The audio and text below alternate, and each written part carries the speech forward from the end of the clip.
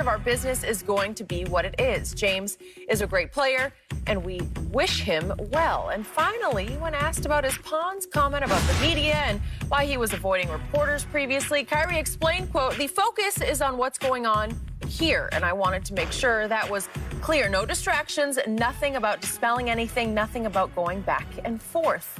Shannon, did you like his explanation? Well, I don't listen to Kyrie anymore because I'm going to sit back one day and regret the minutes that I did spend listening to him, Skip. So I don't listen to Kyrie anymore, Skip. This is what he said. He said, "It was really just about how I felt about the mistreatment of certain artists when we get to a certain platform of when we make decisions with our lives to have full control and ownership. We want to perform in a secure and protected space." Skip, what the hell is that? What is that? Good question. Thank you. Skip, the NBA is not trying to suppress you. The NBA says if you're healthy, the NFL, the MLB, if you're healthy, you got to talk to the media. Skip, that's it. Not that you got to go to Siberia, not that you got to go all over the place. And it's easy now, Skip, it's a Zoom call. They're not even in the locker room. You just get in front of your camera or a computer and you just talk. What was this? He wants to feel protected in a secure workspace. What? Somehow Kyrie thinks because he's gotten online and he's read some self-help books that now he's this intellect. Bro, play basketball. That's all you got to do. Just play basketball. And trust me, the Nets would trade you. If Kevin Durant signed off on it, they would trade you to Houston for James Harden. All they had to do is Kevin Durant gave the green light. Now, Skip, look. If he can't make it work with KD, I don't know where he can make it work. Because he's worn out his welcome in a lot of different places. And Boston, there's no, man, we got to keep Kyrie. Kyrie, please stay. They were glad to see him out the door.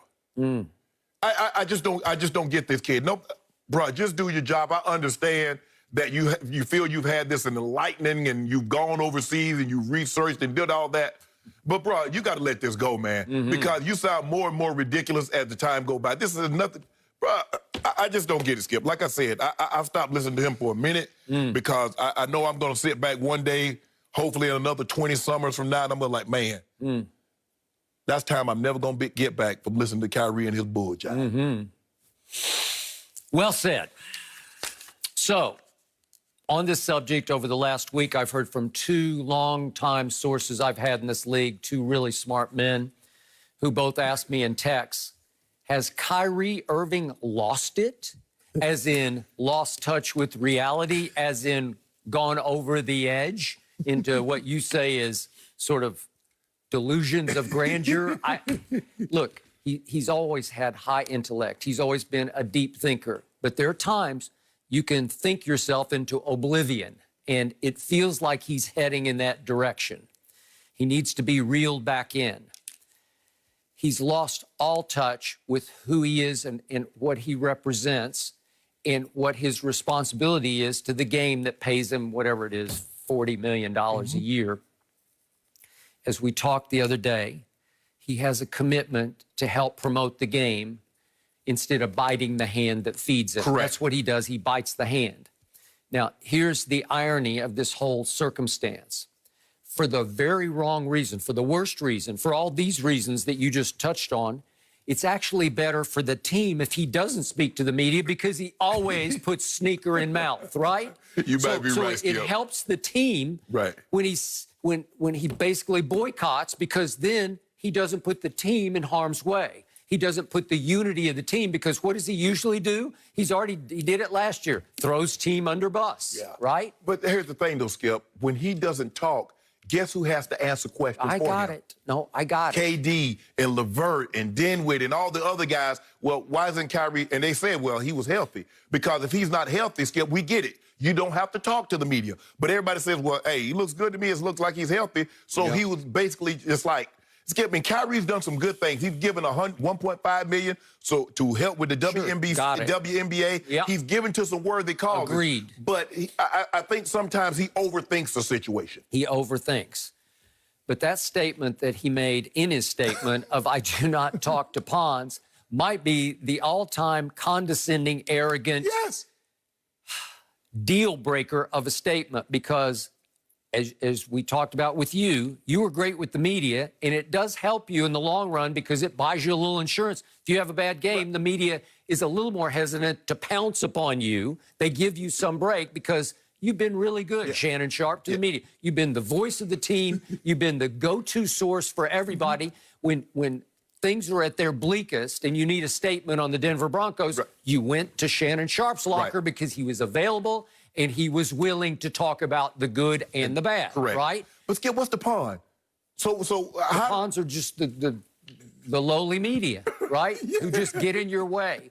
They ask you questions that are beneath your dignity to even answer. How dare you? I'm an artist. I need a protected space. That's what he's saying. I don't need to stoop to have to listen to their questions and actually answer. Well, when you do stoop and answer, you always get yourself in more trouble than it's worth. He's starting to remind me and sound like Kanye. This sounds like very Kanye West. You know what? That's a great analogy, and I do agree. It's heading down that path. This is the Kanye path. So then he goes so far yesterday as to say, I didn't intend, I do not talk to pawns. I didn't intend that to be about any individual or any group of individuals. Well, yes, you did. It was just strictly about So who else are you going to talk to? I don't know. So you're walking that back, or you're trying. Then he tried to walk back his comment about Steve Nash, how they don't need a coach of this team. And he said, you know, Steve's been amazing. He kind of commands respect. Kind of commands? That's sort of damning with faint praise. Yes. I think I've got to take back my comments in terms of the head coach. And then he goes on to say, but we're also doing a great job of coaching each other to make us all better. I think he's still trying to say, but really we know more about it than Steve does, right? Because he might have played a long time ago. Well, all he did was win back-to-back. Back-to-back MVPs. Okay, got it. So then finally, Kyrie makes this statement. He says that he's talking about how he refers to him and Kevin Durant as 7-11. Now, Kevin's wearing 7, and he's wearing 11 since Boston. He wore 2 at Cleveland, obviously. But he says, 7-11, you better get to know us, get to know you. So you're calling yourself 7-11, which is like, I love 7-Elevens, but it's like a convenience store. And I don't know if you want to compare you and Kevin Durant to a convenience store. Who doesn't know Kevin Durant? That's what I'm saying. He's a two-time Finals MVP. He's a league MVP. He's arguably he's probably one of the top 5 most unstoppable players. He has an unstoppable shot. We know who KD is. Kyrie, we know you also. Yes, we do know. So you better get to know 7-Eleven. We got it. I'm in awe already. And by the way, it didn't hurt. All this hubbub didn't hurt either one of them in their first preseason game, because Kyrie was really good in that game, and so was Kevin, right? If LeBron and AD says, y'all better get to know Tucker Horton. Taylor. THT. Y'all better get to know him.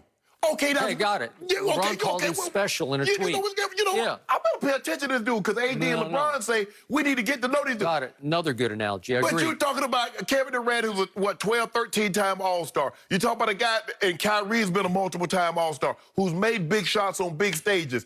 And, well, we need to get to know you guys? Okay. So then I wondered, why did Kevin choose to wear 7 at Nets? Right.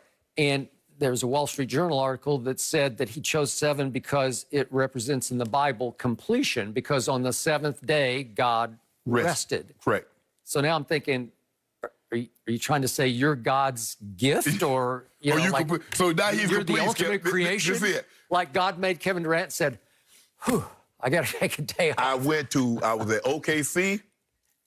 I was at Golden State. Now I'm complete. I'm here. Okay. This is where I choose to be given. Hey. Both of them are sometimes way out there. They're both anti-media. They both have bitten the hands that fed them. Right. My favorite Kevin Durant story of all time is at the All-Star game after the year he had been voted the MVP of the league. What an honor. And then that same group, most of them all voters, he says, you guys don't know bleep about basketball. You don't? If I did, I'd raise my hand like Kevin.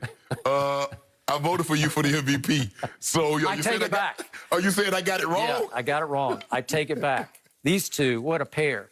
And yet Kyrie seems to be, of this duo, the leader, because it was Kyrie who said, Kevin, let's not, we don't want to go to the Knicks. Let's go to the Nets. Right. Really? Okay, I'll go to the Nets. Right. They're like two kids at a sleepover, you know, at one of their houses. Oh, let's do that. Okay, Right. here we go. And KD said, you know, hey, everybody thought I was going to the Knicks. He said, but I don't want that. I said, I'm not in awe of, you know, being in Madison Square Garden and being some savior of the Knicks. That's not who I am. And he's really not, Skip. I mean, you look at him and you watch him, you're like, well, dang. He doesn't care about being a leader. All he wants to do is play basketball. Yeah, I don't care nothing about no lead. Oh, Steph, you, Draymond, Clay, y'all want to lead? Fine. Russ, you want to lead? Okay, fine. Yeah. Just let me, all I want to do is hoop. Okay, so I reiterate my stance on Kevin. I still think he's the best player on the planet. He's just been out of sight, out of mind. Mm-hmm. I reiterate my stance on Kyrie. He's still great. He made a great clutch shot, 2016 finals. He can be incredibly clutch and has the best handle in the game, and he still does. Yes. But I just hope these two can stay